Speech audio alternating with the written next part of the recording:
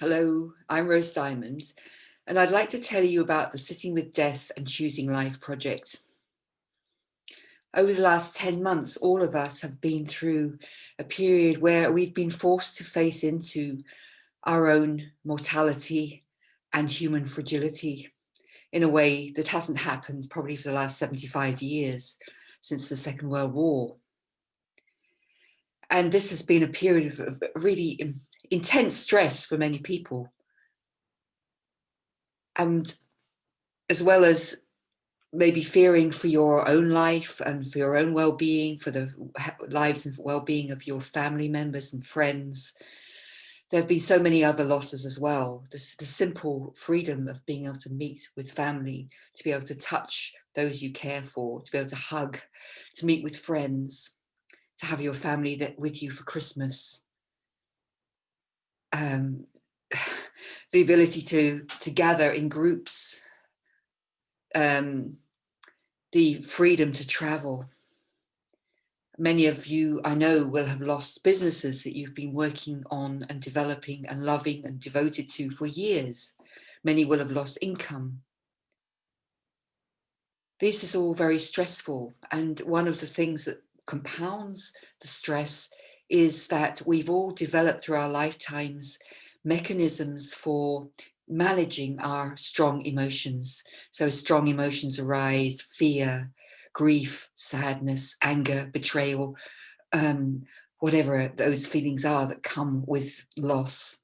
And there are many different feelings that we experience when we're grieving. So when we feel those emotions arising, we've learned, most of us, to repress those feelings, to manage them, to hold them in. And that, of course, creates more stress and more ill health. So what I'm proposing and what I'm offering in the Sitting with Death and Choosing Life program is an alternative to managing our emotions in that way. And that is a very simple process of coming together in conversation circles.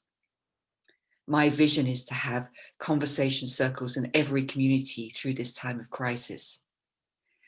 So when I talk about a conversation circle, these are very safe places, environments that have been created with following some very simple guidelines where you can come together with others of like mind and like heart and listen deeply to yourself and listen deeply to others, to share your experiences of loss and grief and facing death and dying.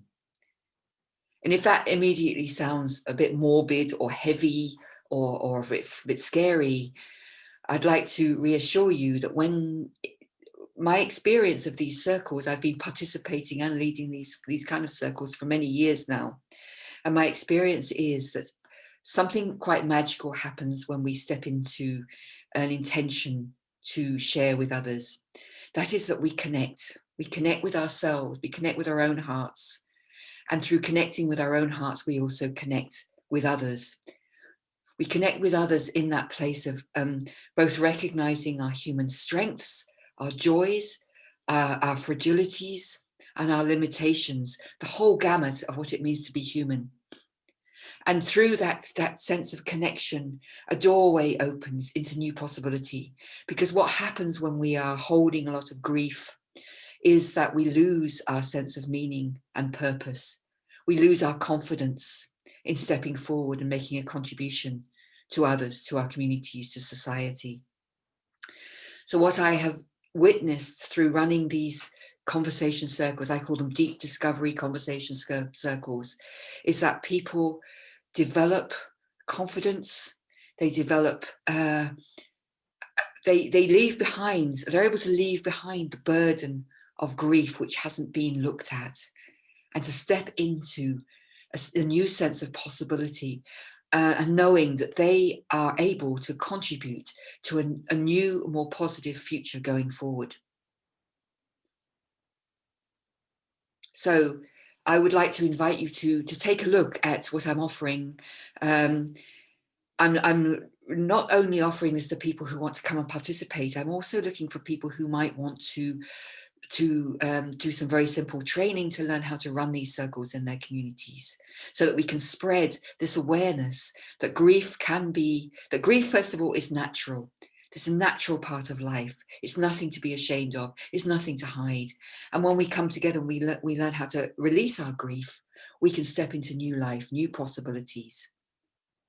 So if you're interested, please click on the link below and take a look. And I'm happy to talk with any of you at any time.